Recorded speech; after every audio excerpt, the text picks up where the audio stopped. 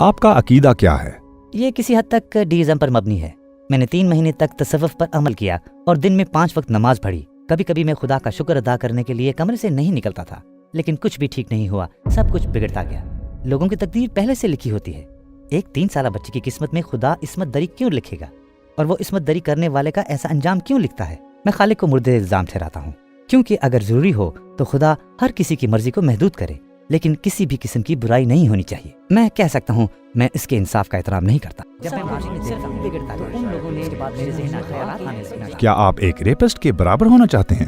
اشهد ان لا اله الا الله واشهد ان محمدا عبده ورسوله۔ کیا یہ ویڈیو یوٹیوب پر شائع کرنے میں کوئی مسئلہ ہے؟ کوئی مسئلہ نہیں۔ ہمارا آج کا موضوع عقائد کے بارے میں ہے۔ آپ کا عقیدہ کیا ہے؟ یہ ڈیزم پر مبنی ہے۔ میرا مطلب ہے میں قبول کرتا ہوں کہ کوئی خالق ہے، یہ ایک وسیع کائنات ہے، یہ خود سے وجود میں نہیں آ سکتی، میں اس سے متفق ہوں، لیکن میں یہ بھی کہتا ہوں کہ میں اس کے انصاف کا احترام نہیں کرتا، میں نہیں جانتا، اور یہ میرے حسد کی وجہ سے ہو سکتا ہے۔ کچھ لوگ میری عمر کے ہیں جو BMW اور پورش چلاتے ہیں، میں اسے دیکھتا ہوں اور میں سوال کرتا ہوں کیوں؟ میں یہ کیوں نہیں کر سکتا؟ وہ نماز نہیں پڑھتا، روزے نہیں رکھتا، زکوٰۃ نہیں دیتا، میں نہیں جانتا۔ میں اس وقت یہ سب کچھ کر رہا تھا، یہ باتیں کرتے ہوئے بھی میں یہ سب کچھ کر رہا تھا، ان ٹیٹوؤں کے ساتھ بھی۔ ایک بھائی کا شکریہ، میں نے 3 ماہ تک تصوف پر عمل کیا، میں نے دن میں 5 وقت نماز پڑھی، لیکن کچھ بہتر نہیں ہوا، سب کچھ بگڑ گیا۔ میں نے سوچا اور کہا خداوند عالم، میں آپ کی خدمت میں حاضر ہوں، میں آپ کا شکر ادا کرتا ہوں۔ ایسے وقت تھے کہ میں دعا کرنے اور خدا کا شکر ادا کرنے کے لیے کمرے سے نہیں نکلتا تھا، لیکن کس وجہ سے کچھ بھی بہتر نہیں ہوا اور سب کچھ بگڑتا گیا۔ جب میں ماضی میں دیکھتا ہوں تو ان لوگوں نے جنہوں نے نہ دعا کی نہ شکر ادا کیا ہمیشہ ترقی کی۔ میں نے کہا کیا یہ آپ کا انصاف ہے؟ جیسا کہ آپ جانتے ہیں کہ ہمارے ملک میں چھوٹے بچوں کی عصمت دری کے واقعات بھی ہوتے ہیں۔ میں نے کہا اے میرے رب، تو بہت عظیم ہے، تو طاقتور ہے، تو زبردست ہے، تو مدد کیوں نہیں کرتا؟ کیا ہم یہ کہہ سکتے ہیں کہ یہ آپ کو قدم بقدم ڈیزم کی طرف لے گیا؟ ہاں، ہم کر سکتے ہیں۔ ٹھیک ہے بھائی، میں نے آپ کو بہت مخلص پایا، شکریہ۔ لہٰذا آپ سچے دل سے بات کر رہے ہیں اور ایک سیدھے سادے آدمی لگتے ہیں۔ میں پوچھتا ہوں، اگر آپ کو آپ کے سوالات کے تسلی بخش جوابات مل جائیں تو کیا آپ اسلام کی طرف رجوع کریں گے؟ یقیناً میرے سوالات کے جواب ملنے کے بعد مجھے واپس کیوں نہیں آنا چاہیے؟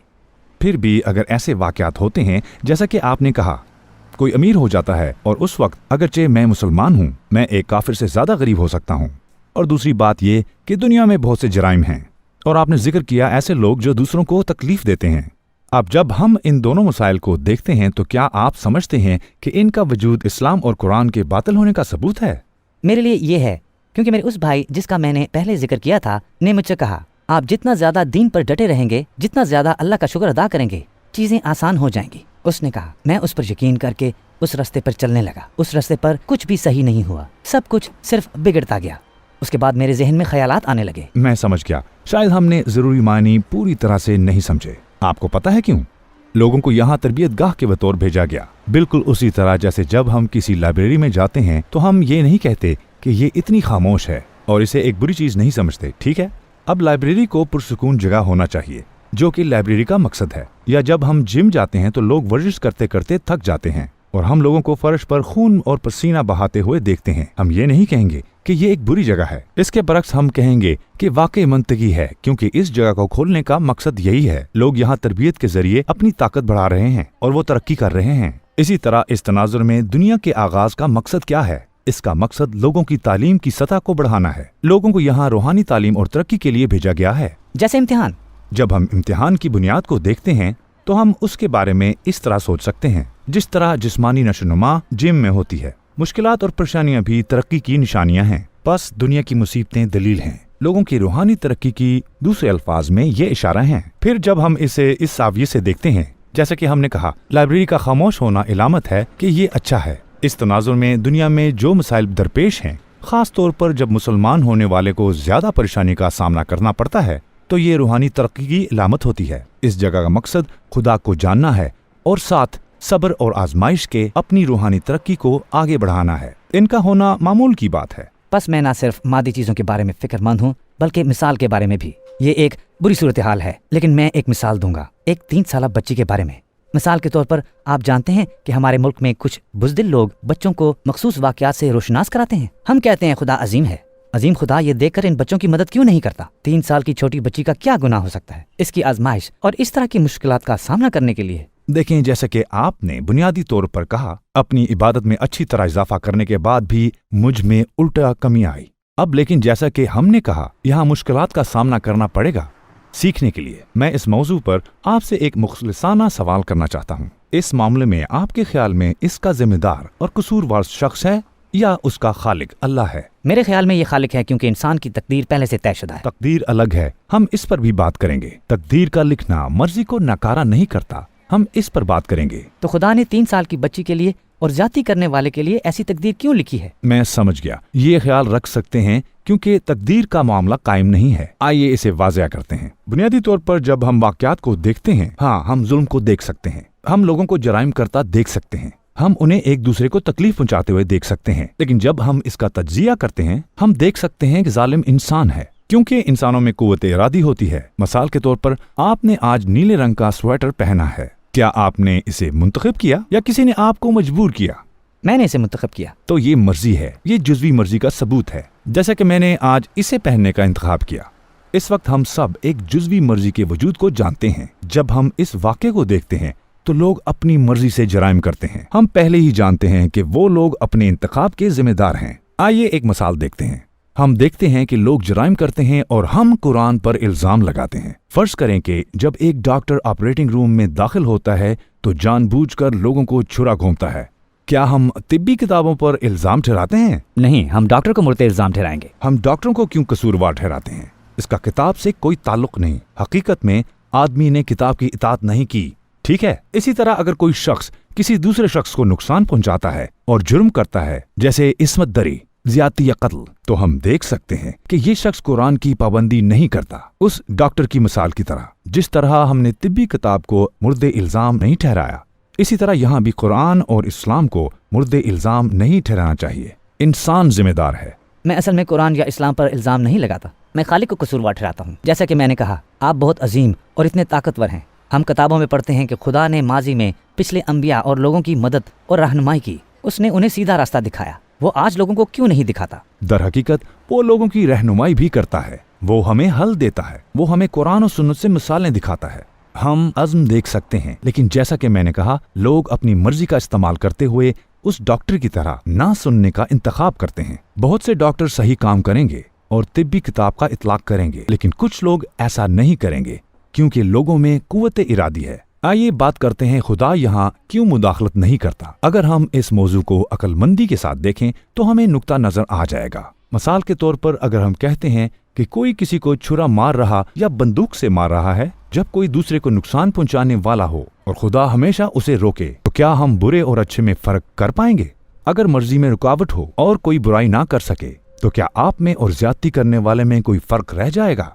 फिर अच्छाई और बुराई की तमीज नहीं रहती। क्या आप रेपिस्ट की बराबरी पर रहना पसंद करेंगे? नहीं, मैं नहीं करूँगा, लेकिन मैं सिर्फ ये चाहता हूँ कि अगर जरूरी हो तो खुदा हर एक की मर्जी को महदूद करे और कोई बुराई ना हो, सिर्फ अच्छाई हो, कोई बुराई ना करे और कोई जहन्नम में ना जाए। जब हम इस नुक्ता नजर से देखते हैं और लोग पाबंद होंगे, तो एक नेक नीयत और बदनीयत शख्स में कोई फर्क नहीं होगा। मान ले कि इंसान ने अपनी रूह को आलूदा कर लिया है, दोनों में फर्क करने का क्या फायदा होगा? ये तब होता है जब कुव्वत इरादी अमल में आती है। यहाँ खुदा मुदाखलत कर सकता है, लेकिन आम तौर पर तमाम मुदाखलत और जराइम की रोकथाम आज़ाद मर्जी में मुदाखलत करेगी। फिर क्या होगा? लोग कहेंगे मेरे पास अपनी मर्जी नहीं है, मैं कसूरवार नहीं हूँ। फिर ये कैसा होगा? इससे सजा और जजा का मकसद फोत हो जाएगा। एक नेक और बुरे शख्स का दर्जा यकसां हो जाएगा। आपने कहा कि आप एक रेपिस्ट के बराबर खड़े नहीं होना चाहते। वो कौन सी चीज है जो आपको मुमताज करती है और मुख्तलिफ दर्जा देती है? अच्छे दिल वालों और बुरे दिल वालों में क्या फर्क है? ये आज़ाद मर्जी की मौजूदगी है। दूसरे अल्फाज में कुव्वत इरादी के साथ अच्छाई सामने आती है और बुराई बेनकाब होती है। हम इसे शफकत से देखते हैं। ये मुझे भी परेशान करता है, इसलिए मैं जो कर सकता हूँ वो कर रहा हूँ। लेकिन रहम करने वाले के लिए ये नामुमकिन है कि वो खुद रहम दिल ना हो। लेकिन जब हम इसे वसी दायरे में देखते हैं तो लोगों को सताया जा सकता है। आइए इस तरह सोचते हैं। मिसाल के तौर पर एक बहुत बुरे ख्वाब के बारे में सोचो। कभी कभी इसमें काफी वक्त भी लगता है, ठीक है? हम कहते हैं कि आपने एक ख्वाब देखा है जो आपके ख्याल में 80 साल तक जारी रहा और ये खौफनाक है। जैसे ही आप इस ख्वाब से बेदार होते हैं, क्या आप पानी के एक प्याले से सब कुछ भूल नहीं जाते? हम इसे ख्वाब कहते हैं और भूल जाते हैं। एक गिलास पानी के साथ अगर खुदा हमें ख्वाब के इस दर्द को भुलाने की तौफीक दे सकता है, जो हमें लगा 80 साल का है, तो वो हमें अब्दी जन्नत के बदले इस दुनिया की परेशानियों को भुलाने की तौफीक क्यों नहीं दे सकता। हम अबदी जन्नत के बारे में बात कर रहे हैं। हम कहते हैं कि खुदा अपने तमाम बंदों से यकसा मोहब्बत करता है, ठीक है, तो वो क्यों चाहता है कि लोगों में बुरी रूह हो? वो चाहता तो किसी को बुरा नहीं बनाता। खुदा अपने बंदों के लिए अच्छा चाहता है, लेकिन लोगों को एक नेमत दी गई है जिसे जुज़वी मर्जी कहा जाता है, ताकि वो अपनी सलाहियत का मुजाहरा करें। लोग इस जुज़वी मर्जी को अपनी मर्जी के मुताबिक इस्तेमाल करते हैं। मसलन आग का वजूद खुशगवार है ना? ये हमारी जरूरत को पूरी करती है, लिहाजा ये अच्छी है। इससे बहुत से फायदे हैं। अलबत्ता अगर कोई अपनी कुव्वत इरादी के साथ आग तक पहुंच जाए और जानबूझकर अपना हाथ जला दे, क्या हम कह सकते हैं आग का वजूद बुरा है? हम ये नहीं कह सकते, ये बहुत गैर माकूल होगा। वो नहीं कर सकते क्योंकि ये पहले से ही जाहिर था कि ऐसा होगा। ये नहीं कह सकते, ये उस शख्स का कसूर होगा। इसी तरह कुव्वत इरादी का वजूद, जुज़वी कुव्वत इरादी, एक बड़ी नेमत है, क्योंकि ये नेक और बद में फर्क करती है, और इसका वजूद ही लोगों को इंसानियत के दर्जे पे लाता है और उनकी कदर बढ़ाता है। लेकिन जैसे कोई शख्स आग में हाथ डालता है या किसी को छुरा घोंपता है, अगर वो किसी को कत्ल या नुकसान पहुंचाकर इस कुव्वत इरादी का गलत इस्तेमाल करता है, तो क्या हम कह सकते हैं कि जुज़वी मर्जी की तख्लीक बुरी और गैर इखलाकी है? खुदा ऐसा क्यों चाहता है? बिल्कुल आग की मिसाल की तरह हम ये नहीं कह सकते, ठीक है। जब हम इसे इस तनाजुर में देखेंगे तो हम कहेंगे हाँ, इसकी तख्लीक अच्छी है और इसके बड़े फायदे हैं, लेकिन बुरे लोग हो सकते हैं। लेकिन जैसा कि हमने कहा, आखिरत की जिंदगी है, जन्नत में अब्दी खुशी अच्छे लोगों की मुंतजिर है, और वो लोग जिनका आपने जिक्र किया, जिन पर हमें बहुत गुस्सा आता है, उन्हें इंसाफ के साथ सजा दी जाएगी। ये ऐसा ही है जैसे कि एक सुल्तान का जन्नत और जहन्नम के साथ इंसाफ करना।